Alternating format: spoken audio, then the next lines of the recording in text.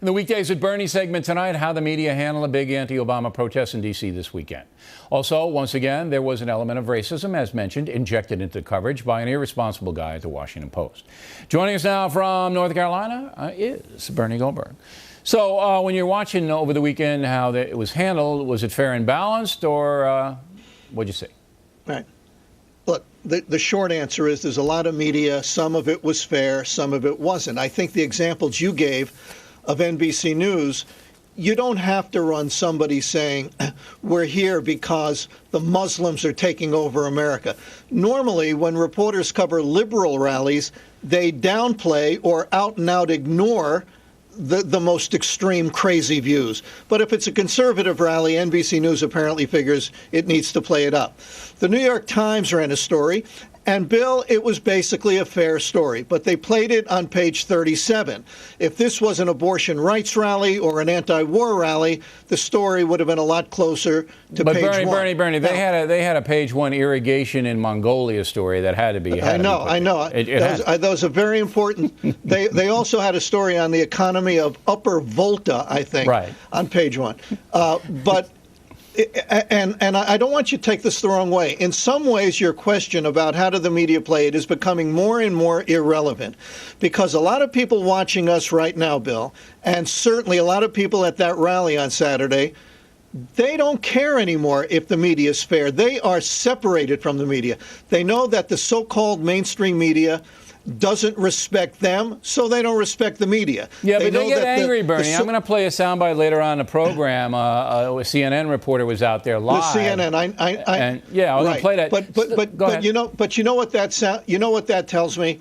They hate the media, even if the media is fair. That's how far it's gone. It's almost, if it isn't irreparable, and I think it is, then it's pretty close to irreparable. They know that the media doesn't cover Van Jones, and it doesn't care about Acorn. And more people are saying, we don't care what you think about us, mainstream media. Well, and they're not buying the paper, and they're not watching a thing. And we're going to have a Pew study that backs up what Bernie says in a moment.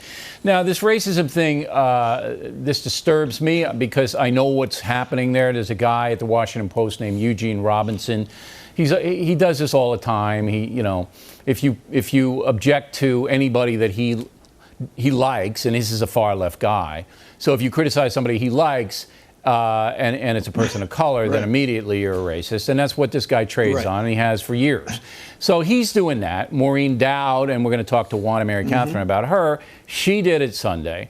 But if you look at the 75,000, and Bernie asked me in a commercial break where that stat came from, ladies and gentlemen, it came from the fire officials in Washington, D.C., whose charge it is to basically know how many people are in the city in case something bad happens and they got to get places. So 75 is the number they're using.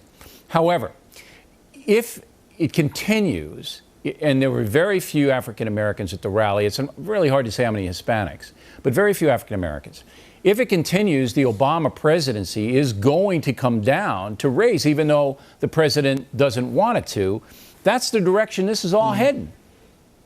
Yeah, let me take this from a media point of view.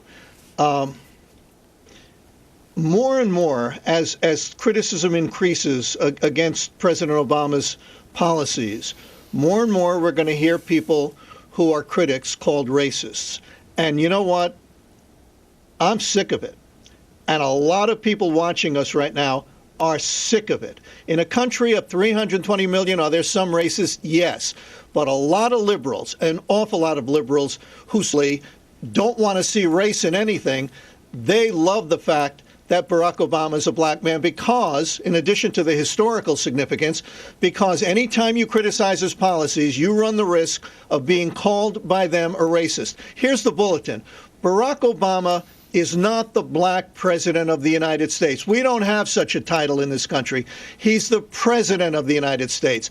And he can be praised as the president, and he can be criticized as the president.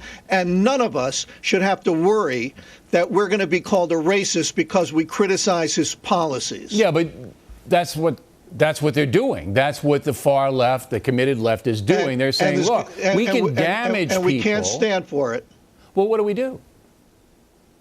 Well, we talk about it like this, and I'll tell you, you're not going to hear this. You're not going to have this discussion on Should I tick off all the other networks you won't hear this discussion? Oh, you'll never hear it on. All right, so but do you think that people should write the Washington Post and say, listen, you've got a guy, Eugene Robinson, writing on your op-ed page who consistently calls people racist with whom he disagrees? I think that would be effective. I think everybody should write a letter to the Washington Post and say that. Yeah, that's a good idea. Okay, and then put Bernie's return address on the envelope, please. We'll have more with Bernie in a